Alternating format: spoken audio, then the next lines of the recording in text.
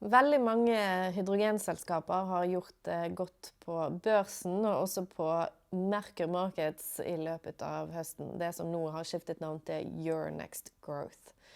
Og vi skal ta og prate med ett av de som har en litt spesiell måte å jobbe med hydrogen. De jobber ikke med en spesifikk del, de prøver å integrere og kommersialisere hele den grønne verdikjeden. Og det er nemlig Everfuel.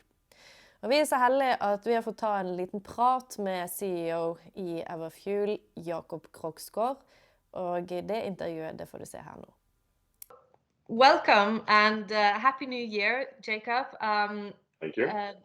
2020 was a very interesting year for you and to be in hydrogen in general. Can you tell me a little bit how that has been for you? Well, I've worked with hydrogen since 2003, and no question that 2020 was one of the most busiest years. It was really the year where hydrogen on a global basis caught recognition, meaning that hydrogen is the necessary next step after just simply thinking electrification and batteries. That's almost like that became a joint realization throughout the world.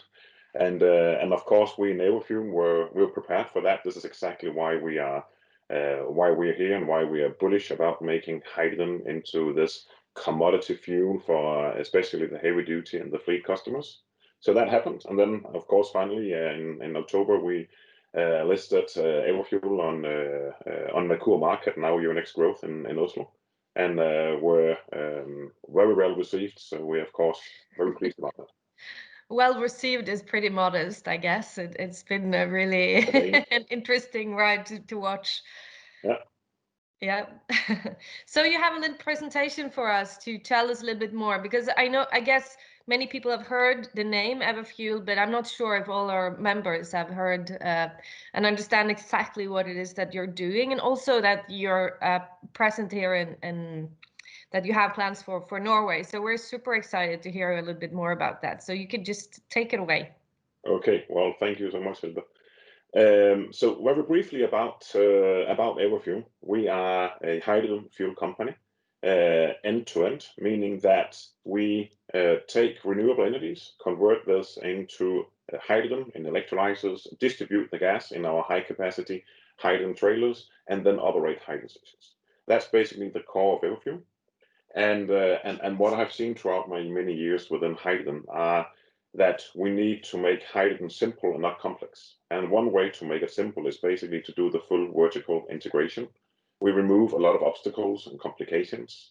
Naturally, we want to cooperate with ambitious companies and partners like ourselves.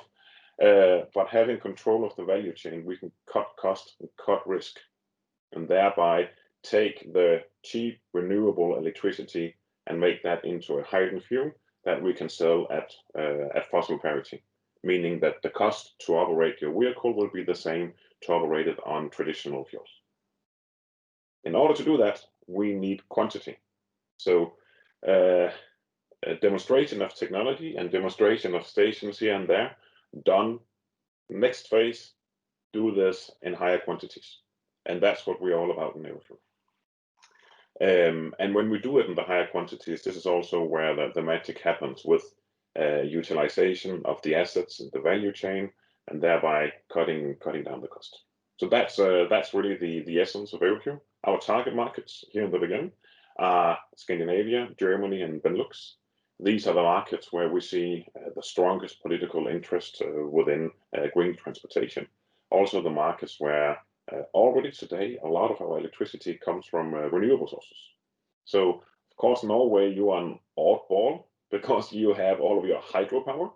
But if we just 1 second pause that, and then I'll come back to Norway and look at the rest of Europe. So when all of our fuel production should come from renewable sources, meaning electricity, solar, and wind. This is really where hydrogen has one of the strongest advantages whatsoever, because this is where we produce hydrogen when we have surplus electricity, instead of simply curtailing it and throwing it away. So as an example, in Denmark in 2020, we could have produced 51% of all of our electricity consumption in Denmark from wind power. It was only 46%, so the remaining 5% was thrown away. That those 5% are equal to operating, I think that was 3,000 buses in Denmark, just to give a perspective of the energy we have thrown away. That's more than the buses we have. Anyway, then looking into Norway.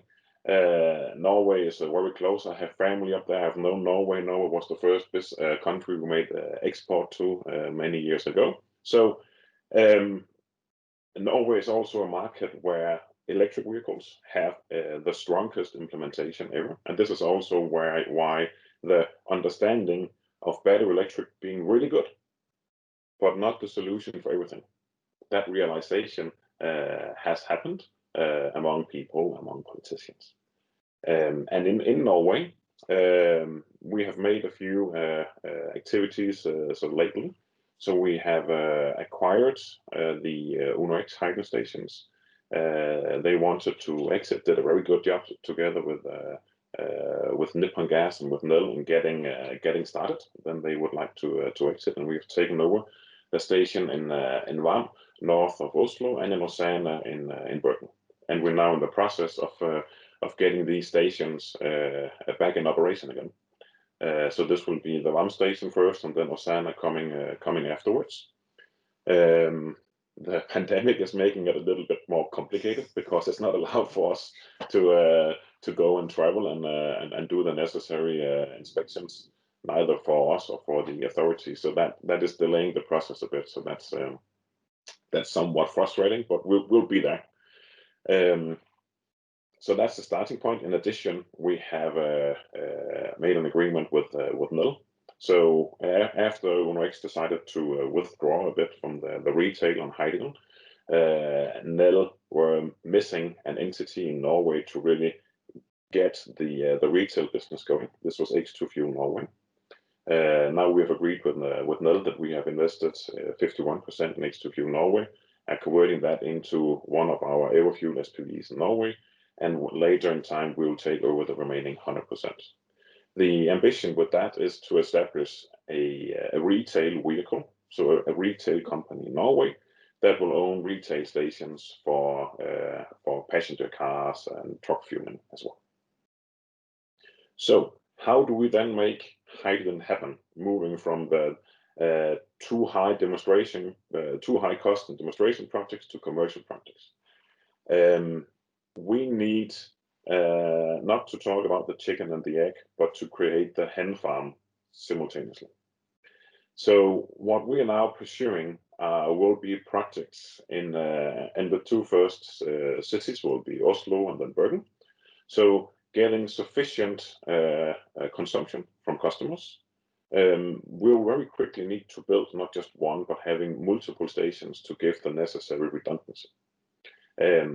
But it's not possible for us to build that and then hope to customers to come. So we need customers and us, and then vehicle suppliers to go in cooperation and partnership, and basically align on what month will we then be ready with more station capacity with these vehicles for these customers, and also what hydrogen supply will we be able to supply these vehicles with. Because right now, even though Norway is the electrolyzer capital of Europe, it's actually very limited what we have of green hydrogen being produced in Norway these days. So that's really what we're doing in hydrogen Everfuel in a nutshell. So where do you see Everfuel in like 5 years? What is your strategy? Where do you think that you will be, or wish that you will be? Well, our communicated ambitions are to reach €1 billion in revenue before 2030, and to do that would be equivalent of fueling 10,000 buses, trucks, and taxis. So we have not communicated exactly when, but before 2030. Getting there. Of course, that's a task on its own. We do have a very clear strategy of how to do it. And when we do the hydrogen value chain, what we call it the Everfuel way, we are removing a lot of the stupid inefficiencies that are a natural thing of how hydrogen is handled today. And that would really bring down the cost to the right level. In addition to, or not in addition, in order to get there, we're investing 1.5 billion euros in electrolyzers, in hydrogen distribution, in stations, and this being in our target markets, as said before, Scandinavia, Benelux, Germany. Of those 1.5 billion, 1.2 of them is expected to be some public grants, and then definitely a lot of loan financing and bonds. And we've used a lot of time to already get ready on that. So we have announced a loan on just above 20 million euros that we secured from the European Investment Bank. This took more than a year to secure that. But the fundamental important thing about that are that when you have banks that can finance hydrogen projects and hydrogen activities, it's because they are bankable. And when they are bankable, we're moving into the start business of the same with wind turbines and solar power, where we get into the potential mass market. If it's bankable, it can be financed. We need less equity to finance those activities, and that's of course essential on our side. So we'll get a 1.5 billion euro investment with only 300 million euros of necessary equity. And I guess looking at last year, there's been many hype cycles with hydrogen over the years, and you've been through a few, I guess. But maybe would you argue that is the main difference this time? That there's realization that it is bankable. Yes, definitely. So both that it's not just easy to make it bankable. Let's just make it clear. I think we are the pioneers within that as well. But we can make hydrogen bankable. There's no new innovation needed.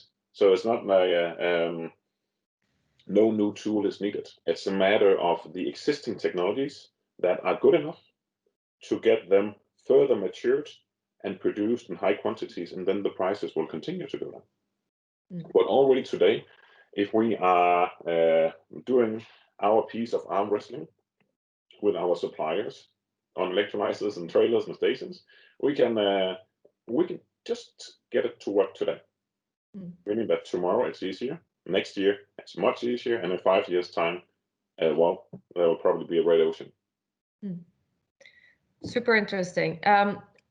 I was just wondering, because a lot of our members who are watching, they're interested in innovation and entrepreneurship, and now you're talking about that there's no innovation needed, but by meaning that you don't mean incremental innovation, I guess. So where do you see the major gaps? Where are the opportunities in the value chain for someone to make a difference? If someone were to start a company or do something, where is their effort needed to make this more efficient and more cost efficient? Yeah, I think there's a great difference between innovation and inventions. So if I said innovation, that's wrong. No new inventions are needed. Yeah. Meaning that it's not like we have a missing link in between the value chain. Innovation is definitely needed. And everybody that knows me, this is so much within my DNA. The first second we stop innovating is the first second we start losing. So innovation and continuing to improve this will be necessary. So where do we then have these opportunities that you talk about? Well, seen from Everfuel's point of view, we decided to do the full vertical integration. We have had that plan for a long time. And now the execution is well underway, and we think the timing is exactly right. So there are, of course, opportunities for technology suppliers.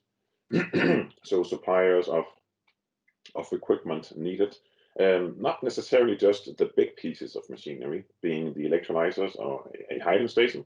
It can also be smaller pieces of machinery, making them work. So the core technology of an electrolyzer, that's naturally advanced, sophisticated. It takes time to build up those competences, but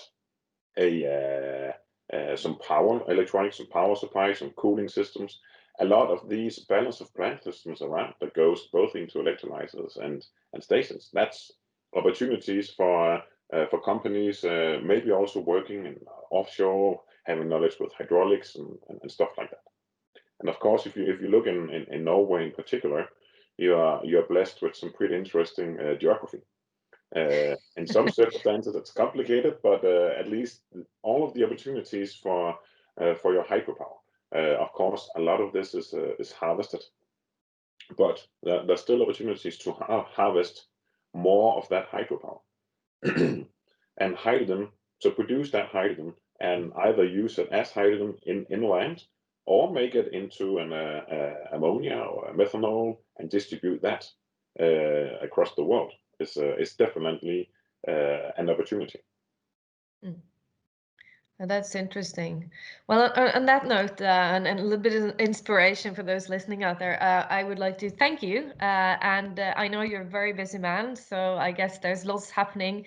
And we're going to watch you, follow you, and see what's going to happen further on. So we're very excited to see that. And I'm from Åsane myself, so I will be very excited to see that the hydrogen station is up and running again, because it's been sort of a sad thing to watch, driving past it every time and see there's nothing. So that would be good to see that, and hopefully you will get to that pretty soon. But thank you again, and thank you for taking the time. Thank you, Hilde. Thank you all. Have a good day.